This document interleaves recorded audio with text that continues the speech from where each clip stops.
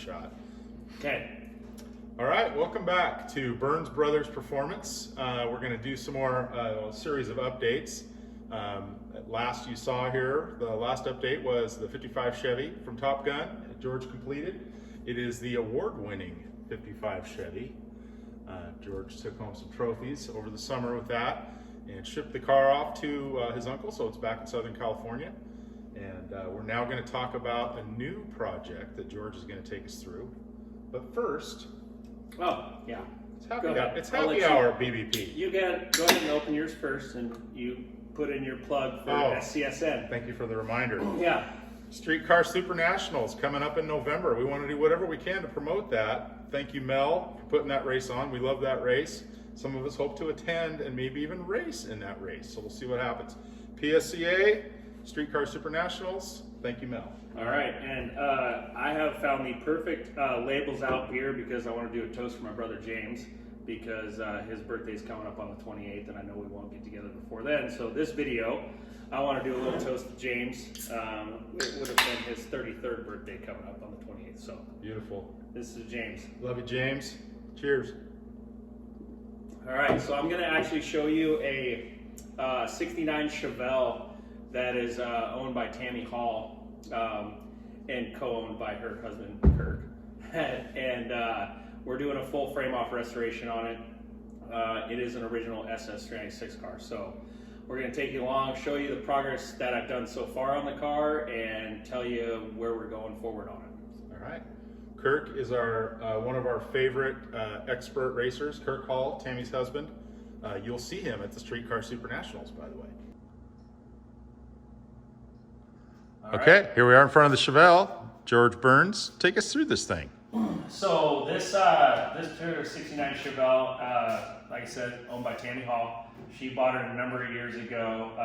It was shadow gray with 454 turbo 400. I viewed this car at the drag strip. They brought it up to the track one weekend and walked around the car. She was sold this car with the intentions that it was a clone. I walked around the car for a little bit, and actually everything I saw pointed towards it being a true super sport car. So we talked about me restoring it. They actually put it up on their lift. They live up in Washington. They put it up on their lift, and on the way home from the swap meet one morning, stopped and took a look at it, looked underneath the car, and basically I told her that she's never going to find another car as solid as this one, so let's go ahead and restore this one. So they brought it to me December of, I think it was 19. I can't remember if it was 19 or 20, but I think it was 2019. Brought it to me, we started tearing it down. It was a vinyl top car. It had about 34, I think, counted layers of paint on this car. So it took quite a bit to strip it down. I actually pre-stripped the quarter panels before I took the body of the car to Salem powder coat to have the body stripped with coal ash. Stripped the car down. So as I was working on the car, talking with Tammy, she started sending me some of the information that she had gathered with the car, that had been sent along with it. Well, I'm kind of a numbers guy. I'm into the digging into the research of a car. Well, she had the protective plate. Well, the protective plate has the original owner's first initial and his last name. It also has the code of the engine code, the suffix code. Well, the suffix code for this car is a JK. Well, that equates to a 325 horse 396. So yes, this car was born a super sport. So I found the name on the protector plate, and it's a very unusual last name. So I typed in that last name on Facebook, and this gentleman popped up, and his previous history showed that he lived in the town that this car was sold in. So I actually found him on Facebook, sent him a message, just on a whim, thinking that maybe he'll get back to me. And within an hour, he messaged me back. I sent him my phone number. He called me, and we actually had a pretty lengthy conversation about this car. So it was born the light metallic green color with light metallic green interior, dark green vinyl top, No side stripe. It was a factory Super Sport 325 horse turbo 400. He lived in California, and the car, he drove it to Bend a couple times up here in Oregon, and then traded it off 6 months later actually for a Corvette. So anyway, so that was cool. I got to talk to the original owner. So yeah, we had the car stripped down to Salem powder coat. Actually, I had the chassis as well stripped down to Salem powder coat. Every single bolt-on component on this car is powder coated. The frame, the core support, the inner fenders, hood latch, the bracket, the base for this, the shifter. Seriously, every single part on this car is powder coated. That's not getting painted. So put you on the spot a little bit. Yeah. So for those that don't know George, I would classify you as a bit of a Chevelle expert. I mean, off the top of your head, how many 68 to 72 Chevelles have you owned? More El Caminos actually. I had quite a few El Caminos back in the day. I probably owned 14 El Caminos, 68 to 72, and then Chevelles. Between the ones I've parted out and owned, I'm only about 4 on the Chevelles. But okay. Yeah, I mean the Chevelle and the El Camino is so similar. It's so honestly, I think tearing this car down, I probably only had 12, 14 hours and tearing the whole car down to nothing. Yeah. So I mean, over the year, safe to say you know your way around the Chevelles. I'll tell you what, I know my way around this car way better than I do a 55 Del Rey. Yeah. Let me tell you that. So yeah, I just kind of got the car all sitting together. It's been sitting for a little while. Just getting geared back up to work on it. Ordered a bunch of brand new parts for this car already. New interior, new trim. Tim's Top Shop in Albany already did the seat covers. They're going to do the headliner when it's time. This car is remarkably in good shape. It has hardly any rust in it. It was a vinyl top car, so the back panel, we can walk around and show you that. The back panel behind the back window is rotten. I already cut that out before it got blasted. One cowl corner has a little bit of rust, a little bit around the window right there, and a small spot behind both rear tires. Other than that, there's no rust in this car. It's a really, really nice car. The bottom of the car is like cherry. We'll get to see that in a minute. Maybe a little bit about Tammy. So this is definitely Tammy's car. Kirk, her husband, does a lot of racing. He's raced a lot of different things.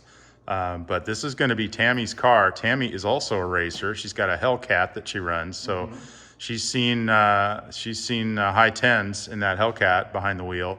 And this Chevelle is going to have a little bit of smoke under the hood, so to speak. Tammy actually used to previously own another 69 Chevelle that had a 396 in it she raced. She was going to redo that car, and it turned out to be rust from one end to the other, so it went by the wayside. So this car here, she actually has had a vision in her head for the last, I think 20 years to have a Cortez Silver 69 Chevelle with black stripes. So she actually wanted my dad to restore a car for her, and since it never happened with my dad before he passed, she asked me if I would do it. So I absolutely jumped on board. So yeah, this car, black with silver stripes, vinyl top, maybe, we don't know yet. She's still on the fence. I still have the studs on the quarter panels. I haven't decided to take them off yet. So, but anyway, so it'll be silver. And going back to a big block, it doesn't have the original engine anymore. So we are building a 4-volt main, 489 for it. I got the block sitting over there. I got the aluminum heads for it.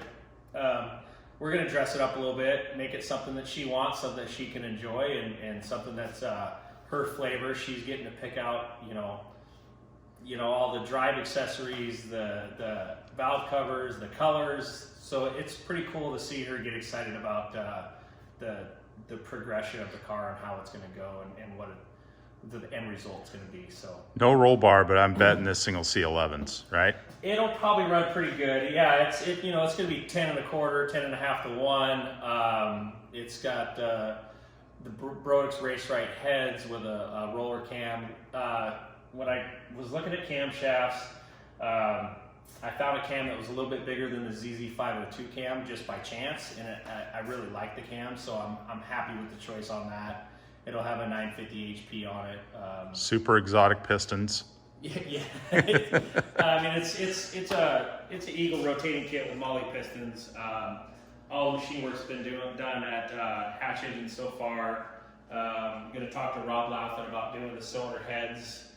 Got to get those to him. I've just been kind of dragging my feet on a little bit. Yeah, like I said, the car is super solid. You can see this. I mean, this is original floor pans. It's like almost unheard of to see this. I mean, this is the factory seam sealer that they swiped on there. And I mean, we're in Oregon, right? Yeah. So they don't salt the roads, So but we got a lot of water here. This car actually started its life in California, went to Oregon, and went to Washington. So it's been on the West Coast its whole life. There is a little bit of rot right here. I have patch panels for this area right here. Belden Speed, I believe, is where I got those. They're actually in the trunk. I have a new panel for this. So this area is pretty much taken care of. It's so uncommon for a rear window rust on a Chevelle. Yeah, especially on a vinyl top car. Yeah, it got this one pretty good, but you know, if that's all I have to deal with as far as rust on this car, I'll take it. Well, yeah, again. So there's the rear panel. These are the Belden Speed patches. Pretty nice stuff that they make there. As you can see, I mean, sand it and paint it. Especially after what you did on the other 55. This is a very welcoming change of pace compared to the 55 that I just did. So yes, a little bit wrinkled back here. Might have got bumped at one time, but nice. Like I said, we'll show you the underneath here in a little bit. But I have 5 shelves in my garage that are completely full of powder coated parts. So this is going to be really nice car when it's done. It's going to be detailed out really nice. And we didn't just do black. We did black and cast iron. We actually went to Eastwood and got a special cast iron powder coat. And I supplied that to Scott Fink and the guys, Mike over there, and they actually used the powder I supplied them. And so we did a bunch of components in cast iron gray. So no, it's going to be pretty neat. Yeah, taking the powder coating addiction to extreme on this one. Absolutely. Yeah, it's going to be nice. And I mean, they make it, those guys almost spoil you over there. They make it so easy because you just, I mean, like the frame out, pressure wash it and clean all the heavy grease and stuff off it. But you give them the stuff, they sandblast it, they bake it, they pre-bake it, and then they coat it once, throw it in the oven, and then they pull it out while it's still hot, throw another coat on. So they're actually double powder coating over there. So they do a good job. The wheels are wheels, Denteeks. Still waiting on trim rings and BFG tires. The rear end is the factory 12 volt. Actually is the same code as the one that on the build sheet, and we have 355 gears in it. All right. All right, so here we are under the car. Like I said, same old powder coat, get the frame, chassis components. Obviously, this is just temporary to get it rolled around. I haven't put the steering components on it yet. New stainless brake lines, new stainless fuel lines. If Dave can get underneath here and look at the bottom of the car, this is what sold me on the car, basically, of being able to do it for them and make sure that she didn't sell this car and try to find something else. This is almost unheard of, having a bottom of a car that was built in 1969 this clean. So still has the factory F41 braces on it with the box control arms. This is the original 12 volt per the Protecto plate. Like I said, 355 gears with a new posi unit. Nothing fancy, just, you know, nice rebuilt components and powder coated. So yeah, this one will be easy. It'll just be satin black on the bottom. It'll match the powder coat, the black powder coat. So it'll be nice and easy to clean. So yeah. Very nice. The boxed lower control arms. Yeah. Is that? For the sway bar, I just don't have the sway bar on it right now. So Okay. they box the control arm so it doesn't collapse when you bolt the sway bar in, and Yeah. it gives it some rigidity. So yeah, the sway bar will come out and around, and it's the original sway bar. So Nice. yeah, so that's what we got so far. Stay tuned because this one's going to be pretty cool too. Probably getting dizzy spinning around. Yeah, so we'll come back. We'll see the motor at some point. Yeah, we gotta mock up the 4 corners on the pistons so we can get the deck cut, and then send it back to the hatch engine, and they'll do their magic on the short block, and we'll get it back and get it assembled, and then hopefully get those heads out to Rob Louthan here soon, and do a little port work on those, clean them up. Basically, we're not going to get crazy with them. We just want to clean them up, fix any casting flaws from the factory. So yeah, right on. And then we'll try to get some progress videos in between here before it gets color on it and all that good stuff. That's a ways out, but absolutely. yeah. So stay tuned. All right. Thanks for watching. Thank you.